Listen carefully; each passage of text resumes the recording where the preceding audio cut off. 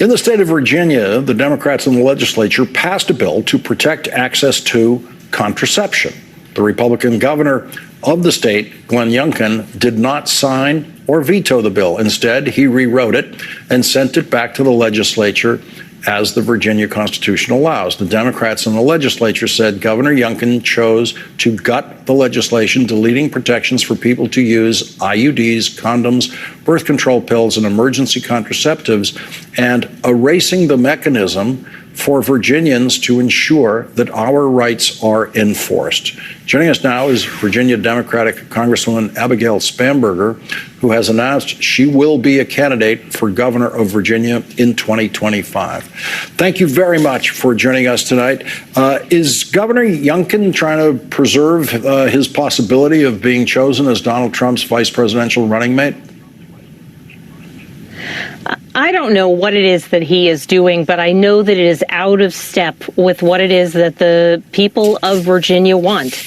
This was important legislation that Senator Ghazala Hashmi and Delegate Sia Price wrote thoughtfully and purposefully to ensure that in Virginia we would have the right to contraception, which is detailed and outlined and named, the right to IUDs and emergency contraception.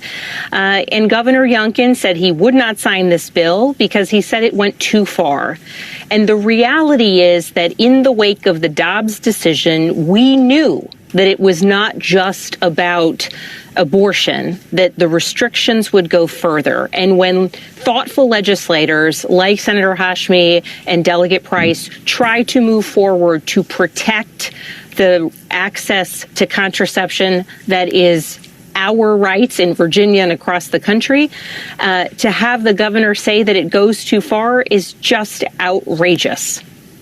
And Justice Clarence Thomas has said that the Supreme Court should absolutely revisit any constitutional protections that they have provided for contraception under certain privacy doctrines.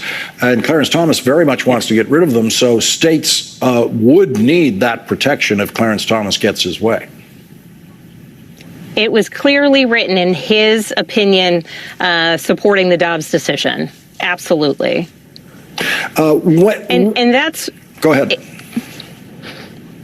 And that's why this is so just unbelievable, because when the Dobbs decision was put forth and we expressed it at the federal level as a member of Congress, we voted to protect access to contraception because we knew that these would be the threats that would be coming. And we've seen threats to IVF in Alabama. We've seen lack of access to emergency contraception. And now to have a governor say that it goes too far to codify in law the protection that women across Virginia, it's not just women, that anyone who wants to have access to contraception, be it in Virginia or anywhere else in the country, the fact that the governor would say that's a step too far it's a clear outcome. When the Dobbs decision was made, this was foreseeable, and this is why we need legislators committed to protecting our rights, and this is why, as governor of Virginia, I will absolutely be committed to protecting our reproductive rights, to include abortion care and access to birth control. Congresswoman Abigail Spanberger, now candidate for governor of Virginia, thank you very much for joining us tonight. Thank you for having me.